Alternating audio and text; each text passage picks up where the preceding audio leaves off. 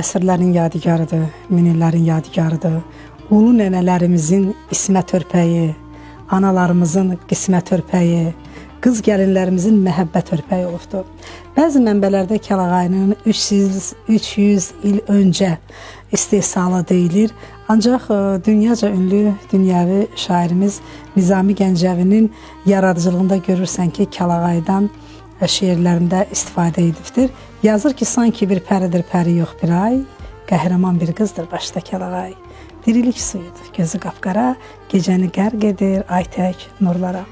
Abbas Tufarqanlı şeirlərində rast gəlirik, Qurbani şeirlərində rast gəlirik, Aşıq Ələsgərin şeirlərində rast gəlirik və bugünümüzə qədər poeziyamızda nümunələr var. Ona görə də dəqiq mənbə yoxdur ki, neçənci ildə bu Kəlağayı istehsal olunub, yaranıbdır. Hətta 1862-ci ildə Basqallı Abdüləziz kişi Londonda Kəlağayı sərgisi edəndə orada xanımlar, İngiltərə xanımları heç Kəlağayına baxan kimi heyran qalıblar. Onun keyfiyyətini, gözəlliyini duyublar və hamısını alıblar və deyib ki, heyif ki bilsəm çox gətirərdim və gümüş medalla təltif olunubdur. Ona görə də dəqiq bilmək olmur, yəni desək yalan olar. Biz deyərik ki, neçənci əsrdə bir də daha çox araşdıranda görürsən ki, ondan da daha öncələrə təsadüf edir.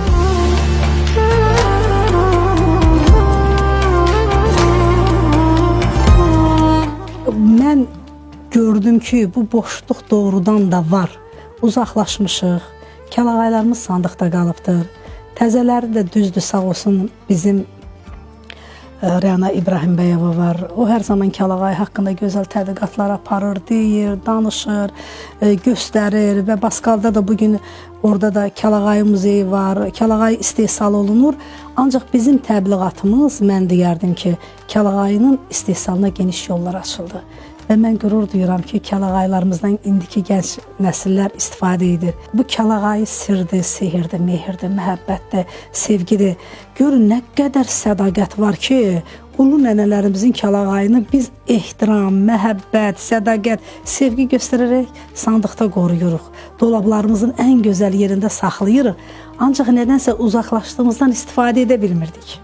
Mənim özüm inanın, o qədər çətinlik çəkdim istifadə edəndə ki, ay Allah deyəcəklər, qoca qarıdır, bu necə istifadə edilir, neyinir? Ancaq gördüm ki, yox dərəcəsindədir. İlk öncə özüm istifadə etdim. Mən istifadə etməsəm, bu qədər təbliğat nəticəsini verə bilməzdim.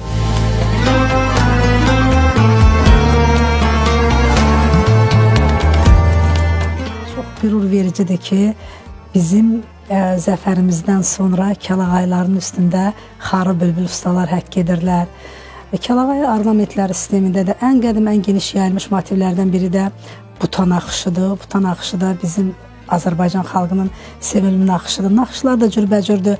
Var küsülü buta, var sevgili buta, var qoşa buta, var tək buta, şah buta.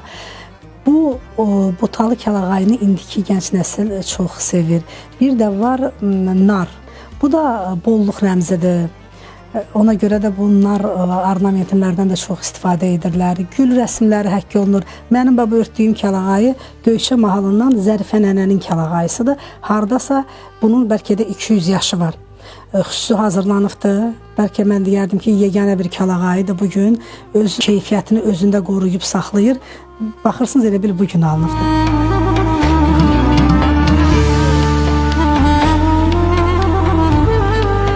Biz Kəlağay ədəbiyyatı yaratdıq, Kəlağay külliyyatı yaratdıq. Belə şairlər təbəgərdi, şeirlər yazdılar. Klassiklərimizin yaradıcılığına müraciət edəndə orada görürük ki, çox az rast gəlinir. Misal üçün, Nizami Gəncəvidən bir mətn dedim. Səməd Vurğun yazır ki, gecənin sarvanı o ulduz o ay, anamın örtdüyü sarı Kəlağay. Gözümdə qalmışdı ömrün uzunu, bəlkə də şairin taliyidir bu. Aşıq Ələsgər yazır, ay qız sənin nəvədənli kəsilib qısa tellərin, Kəlağay alvan qıyqacı üstündən basa tellərin. Gəlirik müasir zamanımızda, biz deməli Qazax şəhərində tədbir keçirəndə orada Barat Vüsal iştirak etdi və elə bir şeir təqdim etdi ki, mən deyərdim ki, bugün Kəlağayı haqqında ən gözəl yazılan şeirdir. Yazır ki, vətən torpağının bir hissəsi tək. Onu unutmayam gərək mən anam. Mənim gözlərimdə uşaq vaxtları anam Kəlağaydı, Kəlağay anam. Kəlağay deyildir adi bir örtü. Oxumaq istəsək himn olacaqdır. Qızlar, başınıza Kəlağay örtün. Nə arzu desəniz, Çin olacaqdır. Belə bir şeir yazı, çox gözəl bir şeirdir. Mən hələ 2 bəndini dedim. Çox gözəl təsvir edir.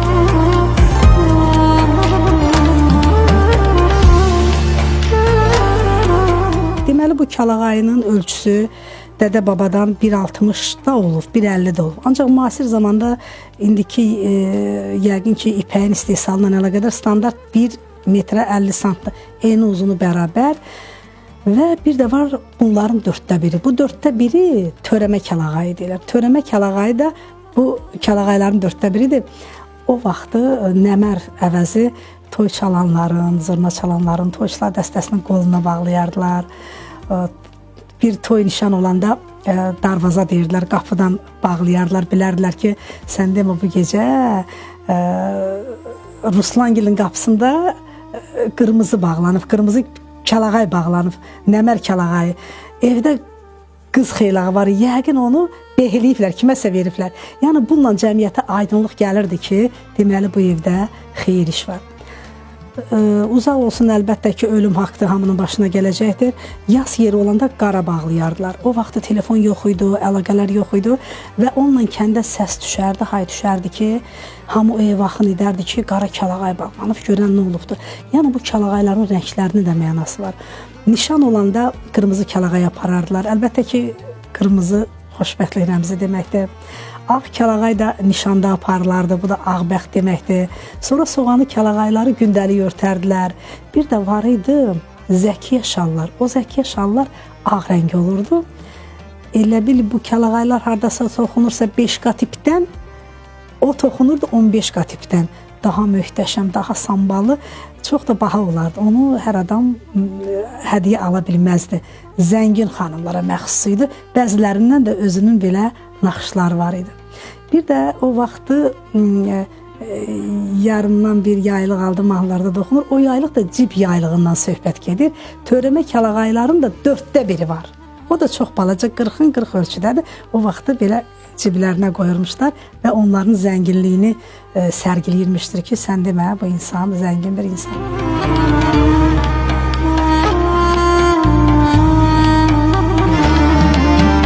Mən Gürcüstanın Rustavi şəhərində doğulmuşam, böyümüşəm, yaşamışam, ailə qurmuşam, orada nəvələrim olubdu. Sonra nəsə tali ilə gətirdi, həyat yoldaşım dedi ki, Bakıya köçməliyik, biz köçdük Bakıya. Biz Gürcüstanda qeyri-millət içində elə yaşamışıq ki, atam elə milli kişi olub ki, 5 bacı olmuşuq, 5-imizin də qoşa hörüklərimiz olubdur. Və həmişə də deyibdi ki, başqa dilləri öyrənin, ancaq həmişə öz dilimizdə danışın. Evimizdə saz çalınardı.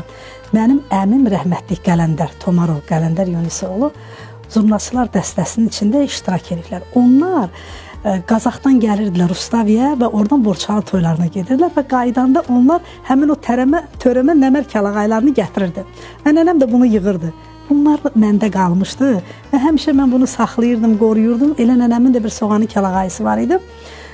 Sonra düşündüm ki, bu Kəlağayları toplayam. Harda rast gəldi, qədimi Kəlağaylar, içəri şəhəri gəzdim, aldım, yığdım.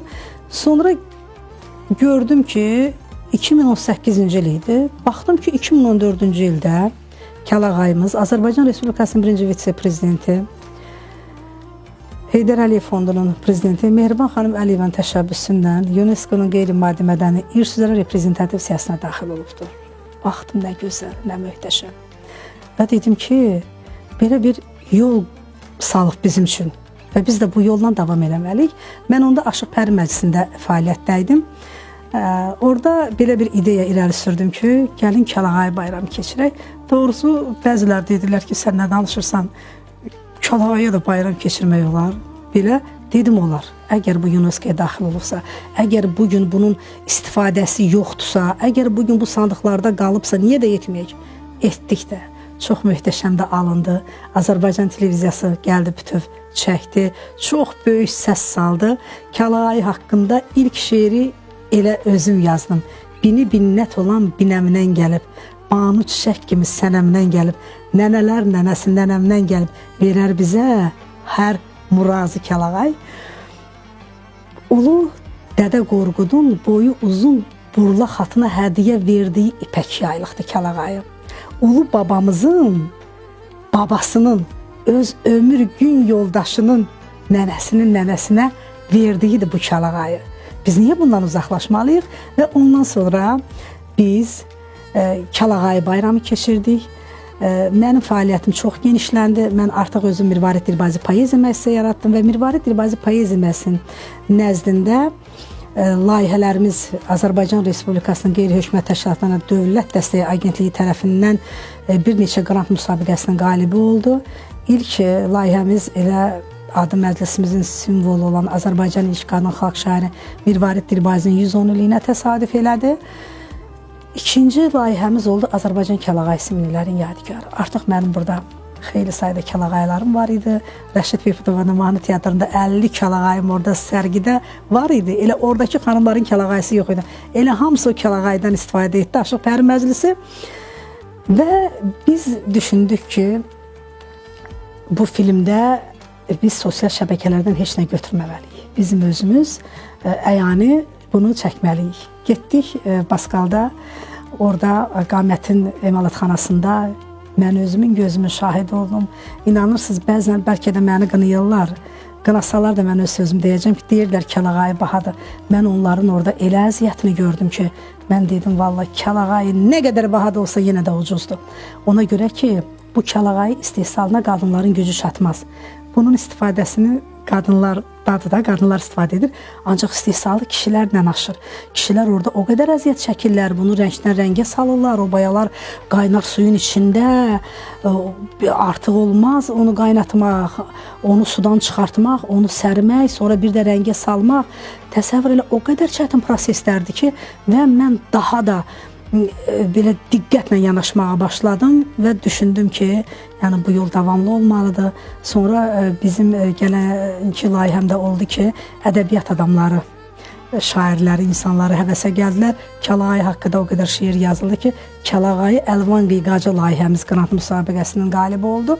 Onda da 72 şairin şeirləri orada dərc olundu. Bir dəfə Naxçıvanda bizim tədbirimiz var idi, sazlı sözlü Kəlağayı günlər layihəsi çərçivəsində. Mən hər zaman qoca nənələrdən müsahibə alıram.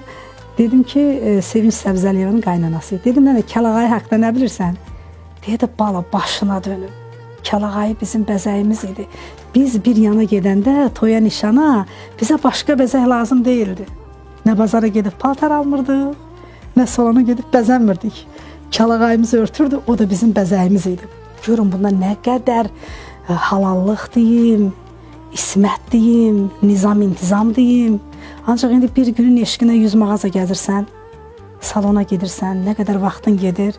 Yəni, bütün bunların hamısı, mən demirəm, bugünkü gənclər, gənc qızlarımız bəzənməsinlər. Bəzənsinlər də, düzəlsinlər də, hər şey qaydasında olsa daha gözəl olar.